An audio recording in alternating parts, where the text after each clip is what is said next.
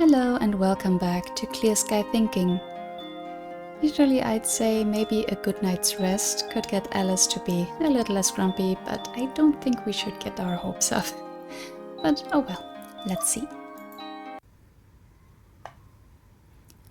I thought it'd take me longer to get to sleep, given my general disdain for this horrible place, but to my surprise, I pass out the moment my head touches the pillow. I fall asleep quickly and easily, like a baby. But when I wake up, I feel groggy and disoriented, and my throat is unpleasantly dry. I sit up, yawning, and stretch my arms. It's still dark, and though there isn't a clock in here, even if there was, I doubt I'd be able to see it, I think it must be in the early hours of the morning. It's so early, I can't hear much of anything except the wind. There are no cars on the roads at all, and I can't hear any people. It's so ominously quiet, I might as well be adrift in space. That is a bit like when I sleep over at people's places that live in quieter areas, because I live quite centrally, so it is a bit weird if you're used to the noises of the city, yeah. That's what Skye feels like. It's so out of the way, it doesn't feel like I'm in Scotland. It doesn't feel like I'm in the UK. It doesn't feel like I'm anywhere. And I don't feel anything other than lost, homesick, and suddenly incredibly thirsty. I think I need something to drink. I ease myself out of bed as carefully as I can, though that doesn't stop the bed from creaking. My bare toes press against the distorted wooden floorboards, veiled by the darkness, and I wince. I'm only wearing my nightgown, and my hair's tied back in a scrunchie. My nightwear, just like my ruffled blouses and my patterned dresses, is pretty fancy. It's a pastel piece that hangs all the way to my knees, with scalloped sleeves and a ruffled hem. I always wear this nightgown whenever I feel down. It never fails to perk me up. I'm at peak princess mode when I'm wrapped up in frills and lace. It's hard to feel like a princess right now, though, unless you want to count Cinderella in her pre-royal marriage days. I head over to the door, reach a shaky hand up to the handle, then give it a twist. It groans, and the door swings back. The hallway beyond the bedroom door is just as dark, if not darker, than the rest of my surroundings. I'm still not entirely familiar with this place, but it's so small I can't see myself getting lost. There's only 5 rooms. I just came out of my bedroom, not that I want to stake any sort of ownership over it. The door to the left is my dad's, and the one directly opposite leads to the living room. The teeny tiny cupboard-sized bathroom is next to that, and then there's the kitchen. I cross the hall, fingers outstretched in the gloom, and make my way to the correct door. Then I let myself inside. It is the kitchen, just as I thought. It looks much the same at night as it did during the evening, which is to say it's small and shabby. In fact, I think this place looks slightly better at night than it did during the evening. At least the lack of light hides the dents in the floorboards and the ugly boxy kitchen counters. There's a table and a couple of chairs set up in a corner, so close to the door I almost trip over them, and an oven and a fridge. There's no dishwasher, but there is a washing machine. I can make out the dark, murky shapes of a few pots on the counter, and a potted plant. There's a toaster too, but it's not much cob without any bread. And anyway, I'm not hungry. I just want to have a drink, then get out of here. When I have trouble sleeping back in London, I like to drink hot milk or sometimes sweet tea. It's soothing. We do have some tea bags. We packed some in the car. We stopped by Tesco on the way to buy some basic necessities, and tea was high on the list. but I don't feel like rooting through these creaky old cupboards in the dark. I'm afraid they might come off their hinges. Since I'm not feeling particularly adventurous, I'll stick to water for now. I head on over to the sink when...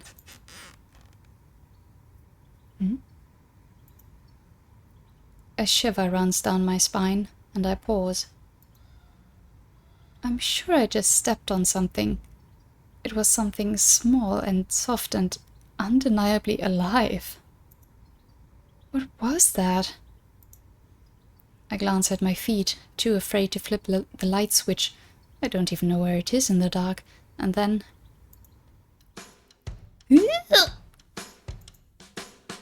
There are great black slugs all over the floor and in the sink and on the kitchen counters. That must have been what I stepped on. The bare, unsullied sole of my foot came in contact with a hideous slug. It's almost too horrible to contemplate. I can't believe it. I don't want to contemplate it. Where did all those monsters come from? What are they doing here? Why? Ali? Ali, is that you? Is something wrong? Dad! Oh, Dad! I fly at Dad the moment he enters the kitchen, his pajama shirt falling off his shoulder, still groggy with sleep. All of a sudden, I don't care that I'm almost 18, or that it's uncool to love my parents, or that my dad's the one who brought me to this pit in the first place. Right now, all I know is that the kitchen's crawling with beasts, and my dad's the only friendly face I can rely on. I've never liked insects. I can just about tolerate flies, but moths and spiders are a huge no-no. Agreed on the spiders. But slugs are not necessarily insects. Oh well. Don't really like them either, to be fair. My dad's always the one who fishes spiders out of the shower or chases moths out the house. He's pretty reliable when it comes to this kind of stuff. I know that he'll be able to save me. I wrap my arms about him, almost bowling him over, then shriek into his chest. Slugs! There are slugs, Dad! I stepped on a slug! Oh, yes. Dad glances over my shoulder, still half asleep. So there are. There are loads of them, Dad, and they're all huge. Where did they come from? I'm not sure. In the sink, probably. It gets cold at night, so they must come into the house through the plumbing. The sink? There are slugs living in the sink? That's disgusting. Oh, Dad, can't we go back to London? I can't stand this place. I just want to go home. Oh boy. The first day. And you're the awful first day. Great achievement. Thank you for that. Unfortunately for me, my slug-induced cries fall on deaf ears. My dad made me a cup of tea, sidestepping the slugs all the while, and sat me down at the kitchen table. Really? We still need to be in the same room as them? Okay. Then we had a little father-daughter chat. I don't remember much of what he said. I was in the middle of having a full-blown mental health crisis, but I think his words of comfort went something like this. No, Ellie, be reasonable. We can't go back to Croydon. We've only just got here, and it's the middle of the night. I'm sure everything will look better in the morning. The slugs will have gone by then too. Sure? Do they just... I mean... I don't know. Sure they will. They'll have gone back into the pipes. It'll be all right. Don't lose your head over a few slugs. They'll be much more scared of you than you are of them. That logic never works. Like, even if you realistically know this, I can only... Again, I don't like slugs either, but scared I'm more of spiders.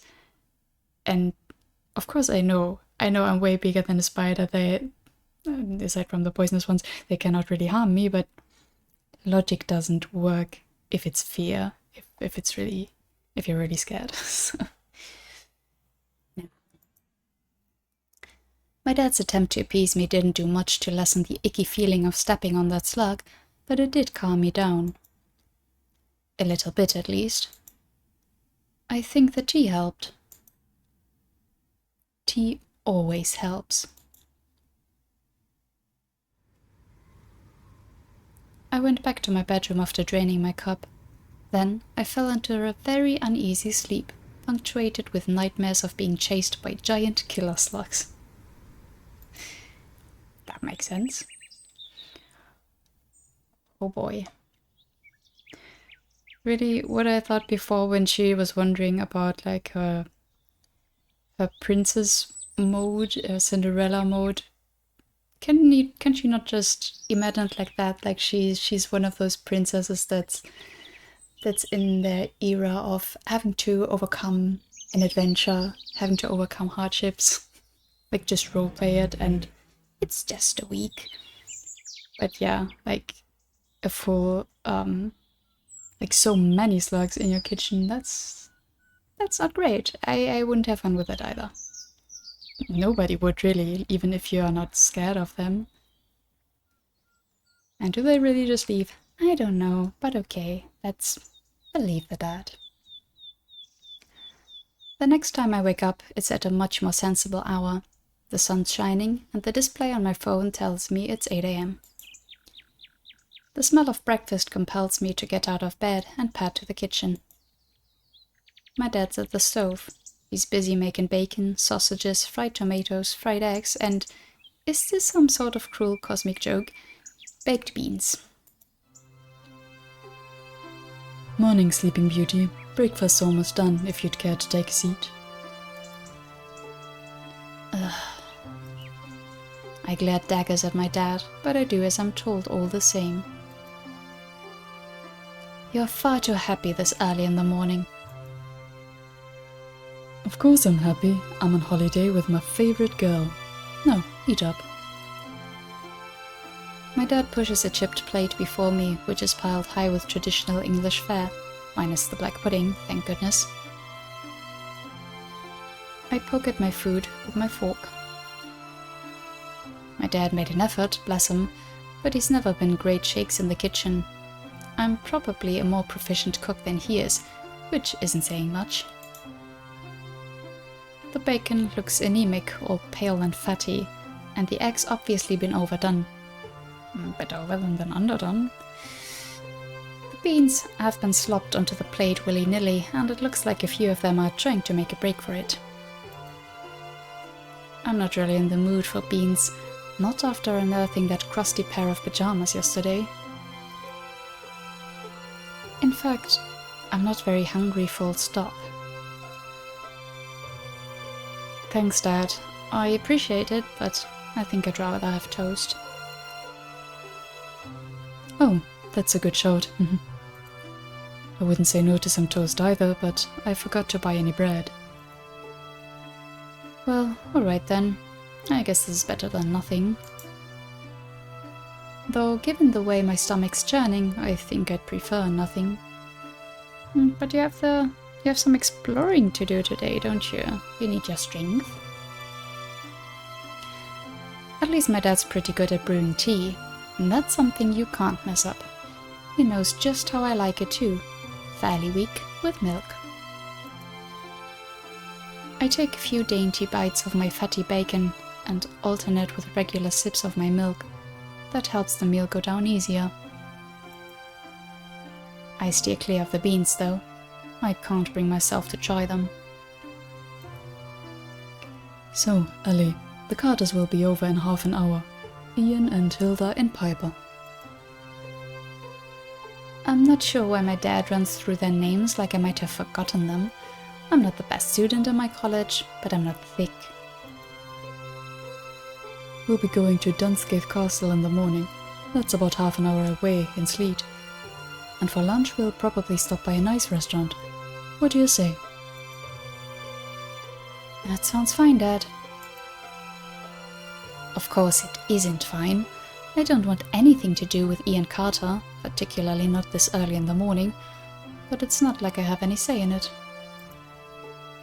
Hilda's already planned our itinerary down to the letter, and I don't want to make her mad. Something about Dad's rundown of our date does make me pause, however. Wait, you said they'll be here in half an hour? Give or take. Ian said it might take a bit longer if they can't coax Piper out of bed on time. Half an hour. I frown. The Carters, 3 perfect strangers, will be here in half an hour, and I'm still in my nightgown. My hair's a mess, I'm not wearing any makeup, and I haven't even had a shower yet. It usually takes me at least an hour to get ready, and that's on normal days. I don't have my vanity table here or my floor-length mirror, so it'll take even longer to get ready. Really? That's what's necessary for you to get ready? Okay. This is a disaster. Dad, how could you? How could I what? You know it takes me a long time to get ready. You should have woken me up sooner. I push my half-eaten plate of English breakfast aside and get to my feet. I'm going to have a shower. But Alice, your breakfast. I can't eat breakfast right now. There's not enough time. I hurry from the kitchen, feeling incredibly flustered.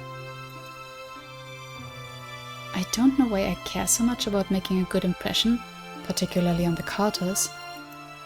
I doubt they'll appreciate the difference between an Alice and the Pirates dress or a Justine et Juliette JSK. They'll have no idea, being uncultured and filthy casuals. Okay, that's a bit rude. I bet they'll think I'm nuts no matter what outfit I put together, and Piper will be the absolute worst. I'm used to people snickering about my appearance, but girls my age are always the cruelest. There's probably not much point worrying about what I look like. But I can't afford to compromise when it comes to my wardrobe. If I can't be a Lolita, then I'm not sure who I really am anymore. Well, if you think like that, maybe you have some things to consider, but okay. Whatever makes you feel more comfortable. Michael, it's good to see you again. Ian greets my dad in a loud, jocular way. Does he have any other style of speech? As though it's been a decade since they last saw one another, not a day. Hilda, meanwhile, is more reserved. She smiles at us genially and says, "Yes, it has been a while. Hello, Michael. And Alice, too. Do you remember me? We're not family, but we might as well be. Ian and Michael used to be thick as thieves."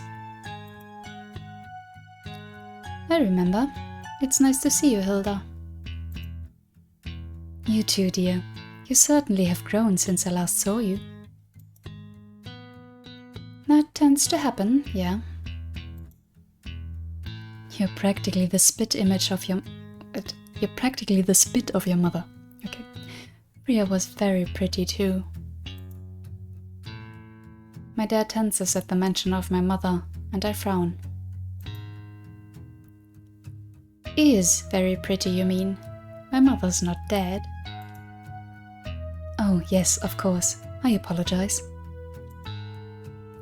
Hilda titters as though she's made an amusing observation at a dinner party for debutantes.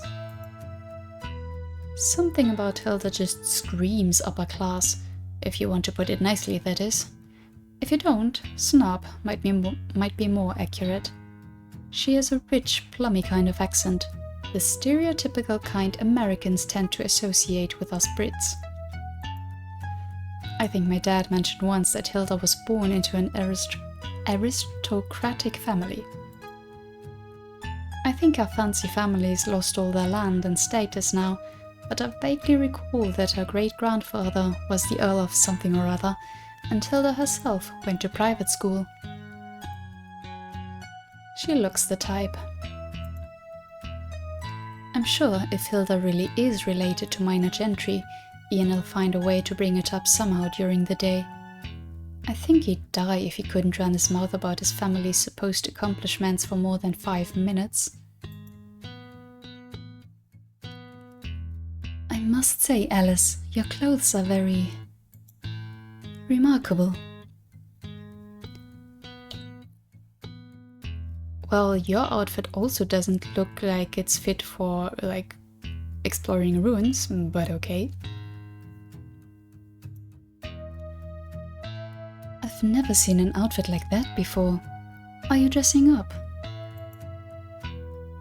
Every day of the week. Really? That's impressive.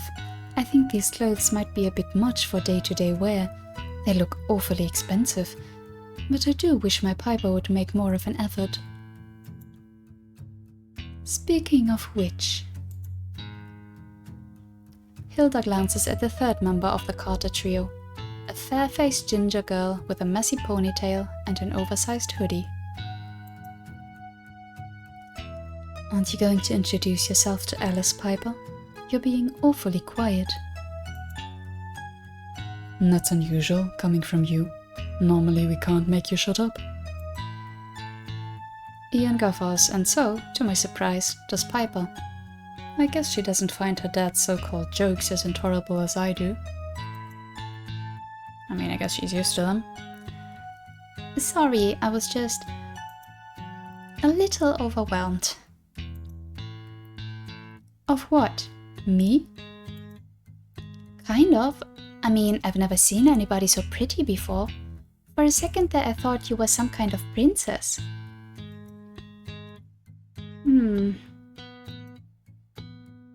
I scrutinize Piper, but I don't think she's joking. She looks 100% serious. She's beaming at me brightly, one hand on her hip. Her teeth are just as large and white as Ian's, but her grin's a lot less obnoxious. Piper looks more like her father than her mother in general. They have the same ginger hair, and she's pretty tall too. The only thing Piper inherited from her mother are her blue eyes. Piper's accent, meanwhile, isn't like her father's or her mother's. It sounds more Scottish than theirs, probably because she moved to Skye so young. I won't be trying for any of their accents, of course. She doesn't seem like a snob, at least, not like her mother. Maybe she won't be as awful as I thought. It's nice to meet you, Alice. Again, I guess. Dad says we've met each other before, but I don't really remember it. Yes, well, it would have been a very long time ago. I'll bet. I know Skye's not much to look at, but it's pretty nice here if you like old things that are falling apart. I don't get a chance to meet many new people, so I'd love to be a tour guide. I hope we can become good friends. Yeah. I think we can all hope for that. When my dad told me we'd be going to Dunscath Castle, I assumed we'd be going there directly. It soon turns out, however, that I was wrong. Rather than rocking right up to the castle, Ian parks a good half an hour away from it, so we can have a nice bracing walk in the countryside, to use his own words. I can't say I like the thought of walking too far in my fancy shoes. Come on, Alice, like, the outfit, sure, but at least wear sensible shoes. That's like the minimum. And yes, I get it if you want to go for a full court. You maybe want to go for the fancy shoes, but you can also go for cute sneakers. That's an option in Lolita. Come on. Or like sensible boots. Oh boy. You're just making things harder on yourself, really. But the walk isn't actually that bad. Okay then. Some positivity. We park in a small village called Tokavik, and when I say it's small, I mean it's minuscule. The village, if you can even call it that, consists of a handful of squat stone houses, like our holiday home in Advazar, and that's about it. I thought Advazar was tiny, but Tokavik is even tinier. I could count all the houses here on one hand, and there doesn't seem to be anything in the way of shops, not even a solitary post office. Living out here must be miserable, especially for a teen. I can't imagine there's much in the way of public transport out here. It sounds like my idea of hell. I have to agree. I guess this place is scenic enough, though. The village is surrounded by hills and mountains, but the path we take through it is relatively flat and smooth, a rarity in Scotland, and it's near the shore, which isn't so rare in Scotland. The hiking trail is well worn, depressed over the years by locals and tourists alike. It's fringed on all sides by verdant grass, studded with white daisies and small wild flowers. Trees are dotted here and there, and scattered rocks half obscured by moss.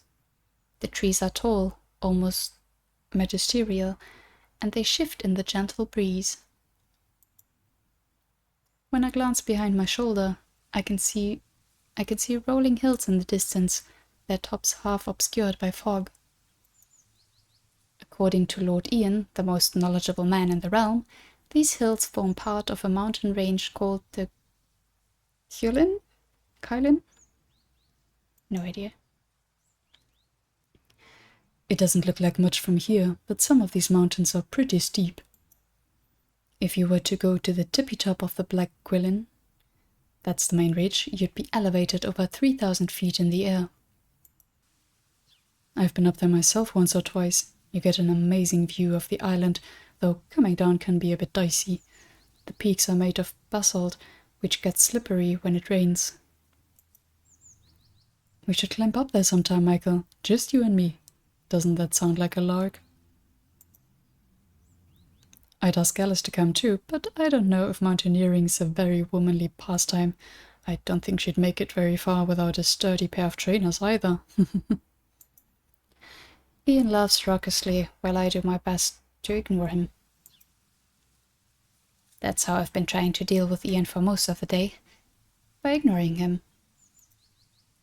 It seems to be working so far, so I don't have any incentive to stop. The wind toys with the hem of my skirt and my hair as I walk. As pretty as the Quillen looks, all wreathed with mist and low-hanging clouds, I'm glad scaling it doesn't seem to be on our agenda. I'm loath to agree with Ian, but he's right. I'm already finding the walk a struggle, and we're not going uphill. My shoes weren't built for heavy-duty mountain climbing, and the only pair of trainers I own are battered and beaten and slightly too small. During our journey, we pass by an old barn with a red roof, which has rusted over the years. We turn left at this landmark, following Ian's lead, and approach the shore. The sound of the ocean waves grows stronger as we approach the coast. The sea that's lapping against the rocky shore is slate grey, and it looks about as welcoming as the overcast sky up ahead, which is to say, not very. I hope it isn't going to rain. That would be just my luck. I didn't spend this long on my hair for it to get ruined, damn it. You didn't even bring an umbrella, or like a raincoat, which is probably a bit more sensible here. We crest over a shallow hill, the final leg of our journey, then pause in unison. Dunsketh Castle is looming on the horizon, separated from the mainland on an outcrop of mossy rock. We finally arrived, but I can't help but wish I was anywhere else. The walk here was bearable, but the actual destination doesn't live up to the hype.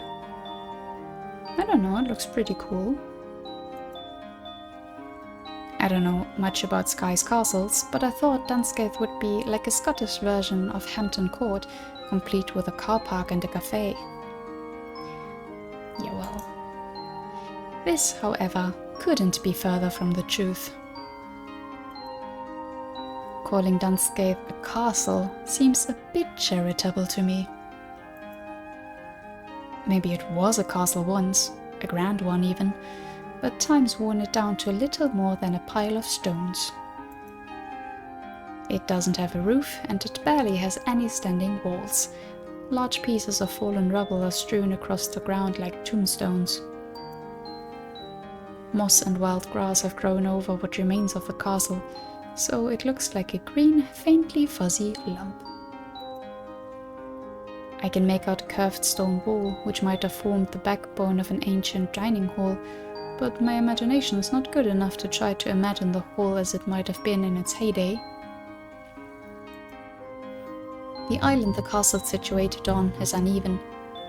The right side of the castle is elevated a good 40 feet above the cold grey ocean, but the left side slumping. All in all, the castle looks like it's given up on life. It's gone remarkably to seed over the years, and all the tall grass is doing its best to cover this ugly aberration up. What an amazing sight! Not. Just looking at it's making me feel depressed. Really? I think if it'd be just stone, it'd be more depressing than with the greenery on top of it. I don't know, I kind of like this image of nature reclaiming what people build. But to each their own. This place isn't anything like Hampton Court. It doesn't have a car park, and it definitely doesn't have a cafe. Who'd want to sip coffee and eat overpriced egg sandwiches here? No, but you can make a picnic, right? I think I'd rather staple my fingers together. I glance at my dad, wondering if he feels as disenchanted as I do. Let me guess, he's about to take a million pictures? Wow. But no, he's staring at the stupid castle like a kid on Christmas. Why does he look so excited? I don't get it. This place is amazing. You can really feel the history. I'd hope so. Nobody knows exactly how old Dunscaith is, but these ruins date back to at least the 14th century. It was built by the MacLeod clan, who controlled most of Skye during the time. This castle's seen a fair amount of bloodshed. It was captured by the MacDonalds in 1450 or so, and then King James IV of Scotland seized power across the Isles and took Dunscaith in the name of the Crown. The castle was taken over by the MacLeods again around the turn of the 16th century, but they abandoned it a century later. It's been left to fend for itself ever since. Oh no, I can't imagine why anybody would want to abandon this dump. I mumble this quietly under my breath, but Piper still overhears me. She sidles up to me, smiling her bright, toothy smile, and says, "Don't be like that. I'm sure it looked nice back in the day, or what passed for being nice at least." I bet there were big feasts in the Great Hall, with ducks and mutton and hares. The people way back when must have had a blast. Doesn't that sound like fun?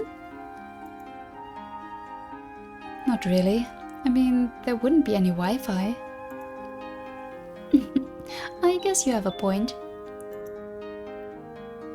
People had to do what they could to entertain themselves back then. They didn't have Netflix or YouTube, and it's not like they could binge-watch Game of Thrones. So they binge-ate instead? I guess. I mean, you always hear about lavish medieval banquets. I've heard very rich people used to eat peacocks and swans. They'd sew small birds into bigger birds, and they used loaves of bread as plates, and they had all sorts of pies. Stop, please. I swear I can feel the fatty bacon and rubbery eggs shifting inside my stomach. I'm starting to feel queasy. Sorry, I guess I got a little overexcited. It's nice having somebody to talk to about this stuff. Somebody who'll listen to me, I mean. You like medieval history? It's a hobby. Dad's pretty into all this, so we watch documentaries together sometimes. He takes me and Mum around these old castles too. There's not much else to do in Skye, but there is a whole bunch of history. I've gathered. I glance back at the castle, my arms folded. 2 arched walls connect the mainland to Dunscath's tiny islet. But it doesn't look exactly safe. I guess this must have been a bridge at one point, fortified with stone. The stone remains, hanging precariously over a several-meter drop, but the wooden floor is completely rotten away. It would be possible to cross from the mainland to the island if you were careful enough, but I don't fancy my chances. I'm not much of a gymnast. In PE lessons, I've never once been able to cross a balancing beam from start to end without slipping. My equilibrium's already lacking, and my bell-shaped skirt and heeled shoes would make a potential crossing even more perilous. I bet Piper could hop across the remnants of this bridge easy peasy. She seems nimble enough, like a ginger goat. But I can't. It's not possible. It's a shame we've come all this way and we can't even look around the stupid castle properly. Oh? Piper grins mischievously. Do you want to look around? I thought you weren't interested. It'd make this whole trip slightly less pointless than it has been. But I don't want to risk trying to get over there. I could slip and break my neck. Hey, don't be like that. Where there's a will, there's a way. Come with me. Hey, what?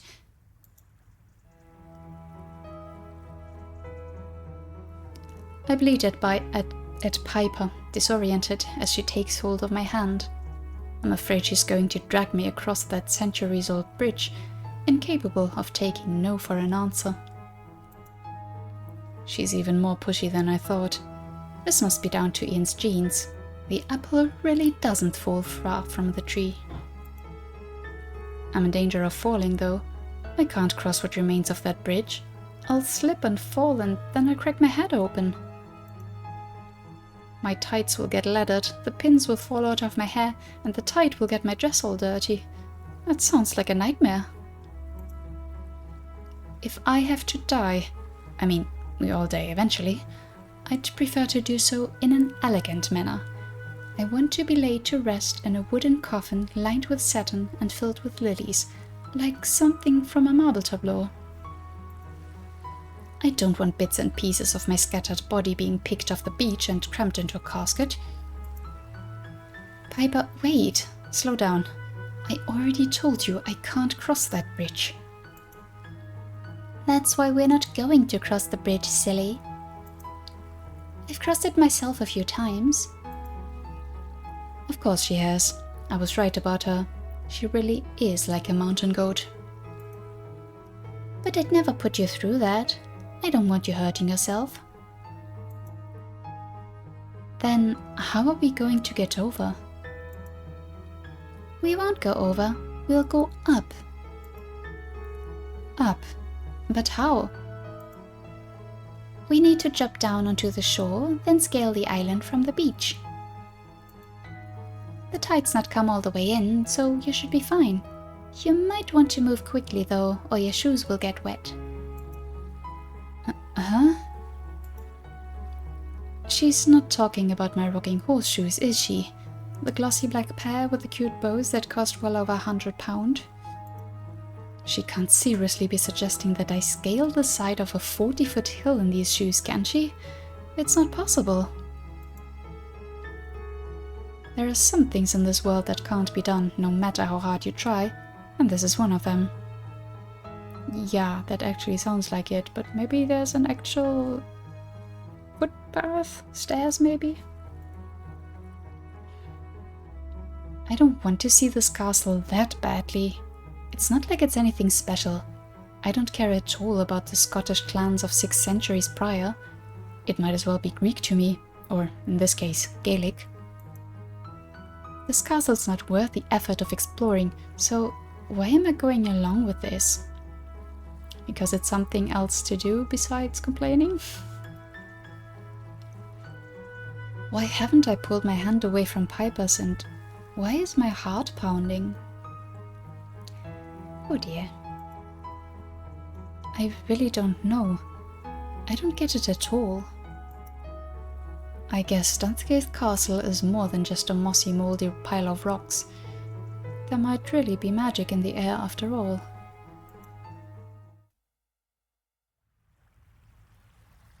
So, what do you think? It's nice, isn't it? Nice is one word for it, I guess. But it's not the word you choose. Not personally. I glance about the castle, my arms crossed. It looks just as run down from up close as it did from afar, maybe even more so. Now that I'm actually standing among the overgrown grass where loose bits and pieces of castle wall lie, I can see how derelict this place is. I can hardly believe the remains of a castle like this could be a point of Scottish pride or a beloved national monument. It looks more like a demolition site than a point of public interest. The island is unkempt, the wild grass is long, and it's studded with top-heavy dandelion clocks and stinking nettles. I have to navigate very carefully so I don't twist my ankle or tear my tights. Not that my tights can be salvaged at this point. There's already a ladder in them, after Piper hauled me all the way up here. At least this wasn't a particularly expensive pair of tights. They're just sheer white, without any sort of pattern. I had enough foresight to realize they might get ruined, so I dressed accordingly. At least that one piece of your cord. Okay, it's something. Well, more or less accordingly. My shoes are still inordinately expensive, and so is my dress. What a waste. What's a waste? Coming up here? This whole holiday feels like a waste in general. I never wanted to come to Skye in the first place. Well, that makes 2 of us. I was pretty against the idea when I heard I was gonna move. Mom said I had a bunch of temper tantrums. I didn't want to leave Manchester or my friends. But I was only a kid at the time. I think I was 6, and who listens to 6-year-olds? A gust of wind blows, tugging at the hem of Piper's jacket and her messy ponytail. A few locks of red hair fall in front of her eyes, but she doesn't try to brush them away. I've lived here for over 10 years now, and I guess Skye's my home. It didn't feel like it at first, though. The local primary school was so small. There were only 50 kids in my class. Wait, 50 in a class? Or more like 50 in a year? Because 50 in a class is a lot. Like what? I stuck out like a sore thumb since I wasn't from around here. We had a special teacher who came in every week to teach us Gaelic. The other kids were pretty good at it. Some had been speaking it since they were born, but I didn't have a clue. I used to get teased a bit. It was kind of lonely. Kids can be really unforgiving. Maybe that's why I like old castles so much. They're pretty isolated. They're quiet too, when there aren't tourists hanging around. Sometimes it's nice being on my own. Piper stretches her hands above her head. The bones at her wrists and elbows click, the sound only faintly audible above the rolling surf below. My dad's still back on the mainland, camera in hand, snapping photos. Ian and Hilda are with him. Ian's doubtlessly regaling my father with facts about the McLeods of Skye, and as for Hilda, who knows what she's doing? They'll probably come to look at Dunscape for themselves in due course. Lord Ian can't resist showing Skye sights off, but for the moment, it's just me and Piper. I can still see my dad, all the way over on the mainland, and the glare of Ian's superfluous sunglasses, but it feels like I've left them behind in another land. Sorry for getting all gloomy on you in there. I didn't mean to bring the mood down. We didn't come here to hear about my mopey old childhood. Besides, that's all happened years ago. Why don't we look around a bit more? I can tell you all sorts of stories about this place. Piper's back to her bright, bouncy self, but something about her smile still looks a little strange. I guess things aren't as sunny in Skye as Dad would have me believe. Does Piper resent this place? Maybe she wishes she never came here. If that's the case, I understand. I'm sick of Skye, and I've been here for a day. Imagine living here for 10 years. No, I just can't do it. It's too depressing.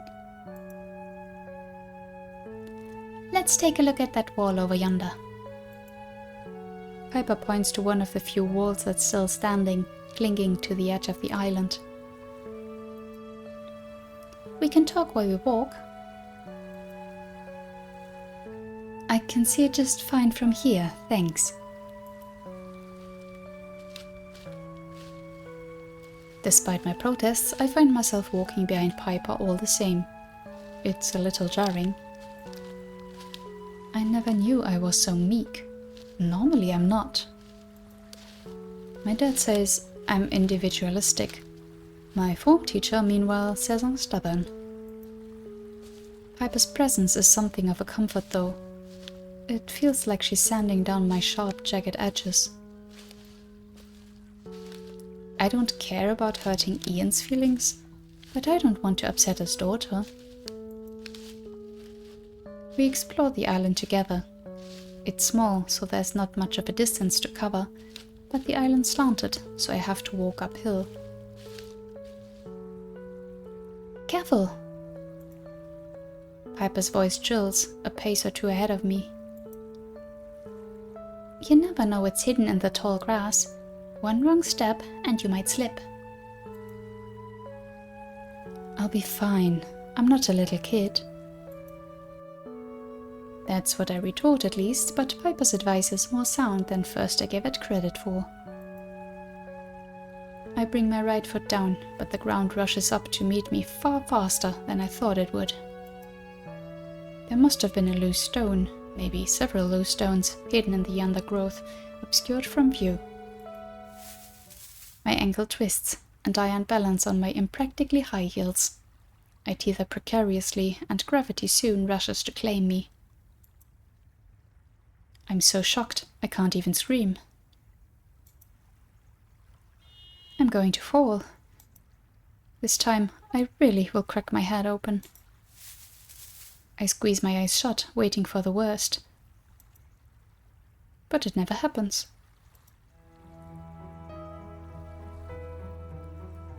You're all right, Ellie. I've got you. I feel a pair of arms wrap around my shoulders, steadying me just in time. I blink, my false eyelashes trembling, and I glance up. Piper is a few inches away from me, her body pressed against my own. So close, her nose is almost brushing mine, her blue eyes big with concern. When I inhale, I can smell the tall grass and a faint trace of something synthetic that might be Piper's shampoo. I told you to be careful. Why didn't you listen to me? Piper's scolding, mild though it is, stings, and I push her away. I pout, offering my savior a scowl. I did listen. I tried to be careful. It's not like I wanted to fall over or anything. My dress would have been ruined. Do you have any idea how expensive this piece is? It's by Alice and the Pirates. Alice? It's a brand of clothes. They're very, very exclusive. I had to get this shipped all the way from Japan. The postage fees alone were a nightmare. This dress was over £200. That's putting it cheaply. £200 for a dress? Piper whistles. I can't tell if she's impressed or bemused. Maybe a mix of both? That's crazy. I'd never spent that much on my clothes. Yes, well, I can see that. I sniff, stung, looking Piper up and down. I take in her messy hair, her oversized hoodie, and her worn leggings. Her clothes look like charity store rejects, something you could scrape together for under £5. To me, it sounds very comfortable and more of what you should wear when you're exploring castle ruins, but sure. I'm being unnecessarily rude. I know I am. Snobbish too. There's really no sense in wearing such an elaborate outfit on a hiking holiday in Skye. I'm being impractical. My dad said the same thing. At least you have some self-awareness. Piper has every right to get on my case for being bitchy. But she doesn't. She smiles, gently this time, and draws away from me, setting me back down on solid ground. Sorry for being sharp with you. I was just worried. I didn't want you to hurt yourself. Your dress might have been expensive. I can see why, it's really pretty. But there's only one of you. And you're priceless. Smooth. Real smooth. Be more careful, okay? I don't want you breaking any bones.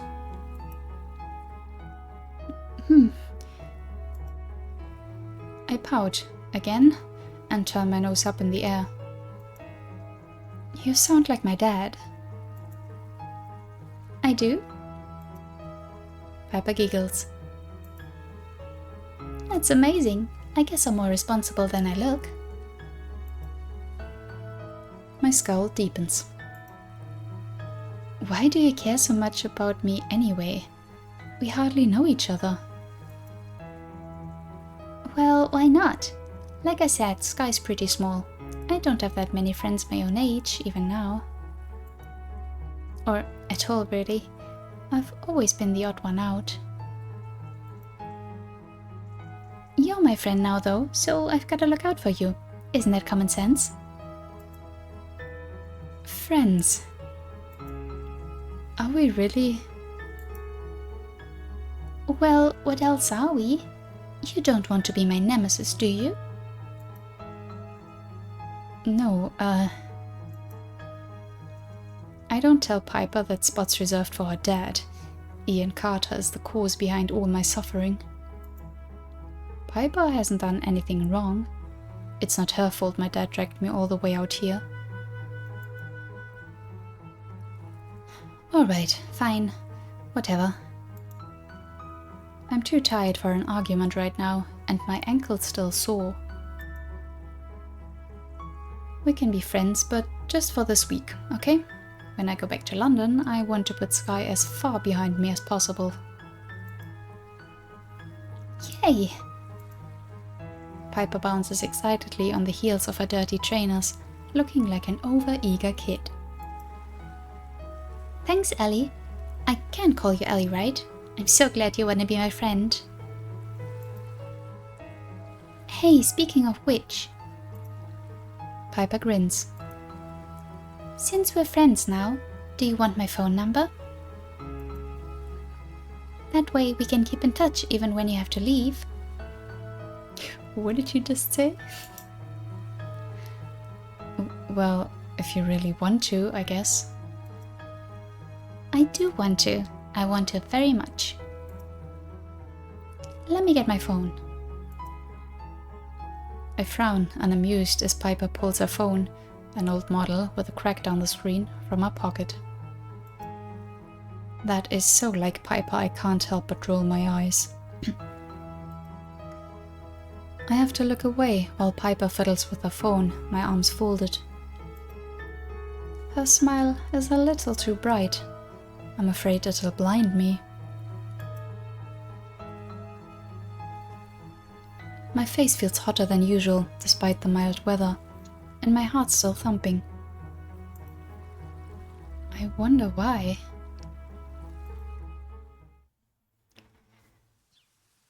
Piper's really smooth there, getting a girl's number, eh? I twisted my ankle more sharply during my fall than I thought, and while walking isn't impossible, it feels pretty painful. Piper sees me wince with every step, and she slows down to accommodate me. She ushers me over to a clump of broken stone wall, then tells me to sit. You need to take a break. You shouldn't be putting more pressure than necessary on your leg. I try to protest, citing the cost of my dress and my desire to keep it clean. I do not want it getting dirty, thank you very much. But Piper refutes my point. I already told you, Ellie, you're more important than your dress. You can clean that no problem, but your body's way more delicate. I'm tempted to tell Piper that it won't be no problem, actually, because a lot of my dresses, this one included, are expensive, and they need to be dry cleaned at specialty places. But I don't have a chance. She's still talking. Besides, I didn't want to bring this up, but your dress is already a little stained. She's right about that, though I wish she wasn't. I didn't just lather my tights during the climb to this island. I also got smuts of dirt all over the hem of my dress.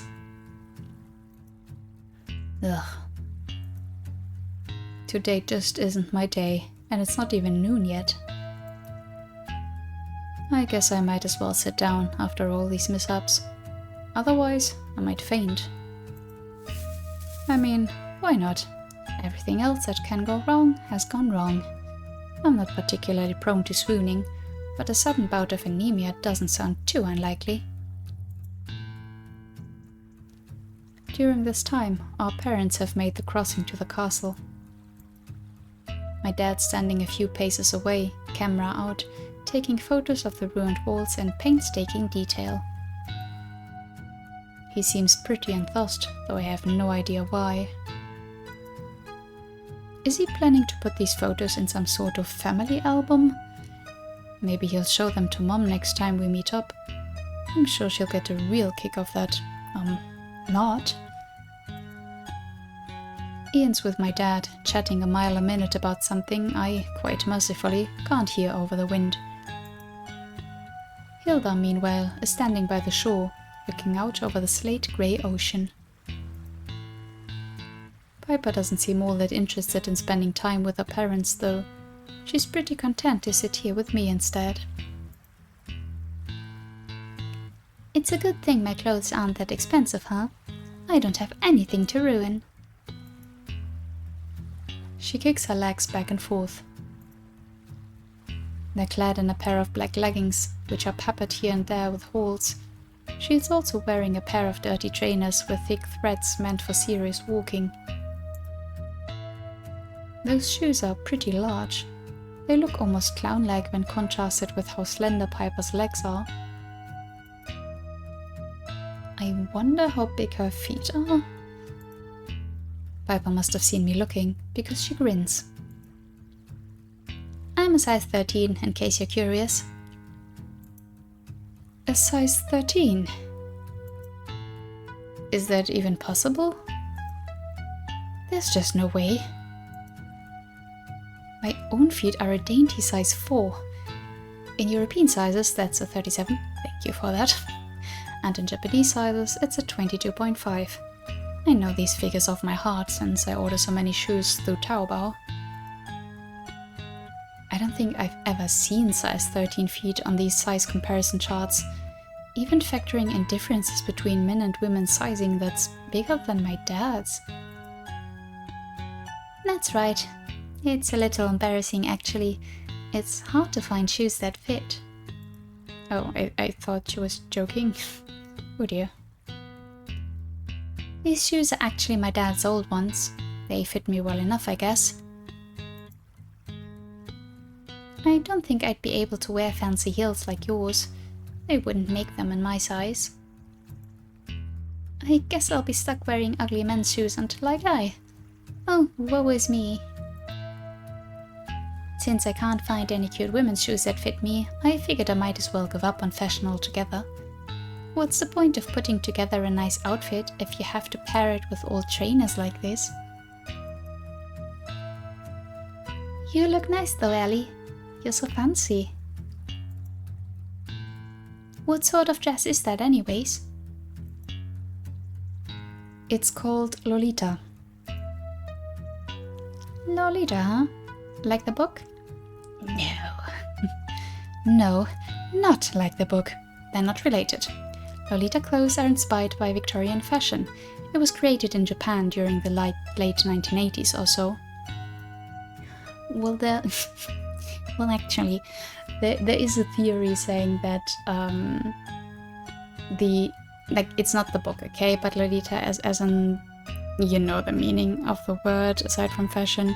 There's a theory that maybe originally it was kind of that connotation, like Lolitas.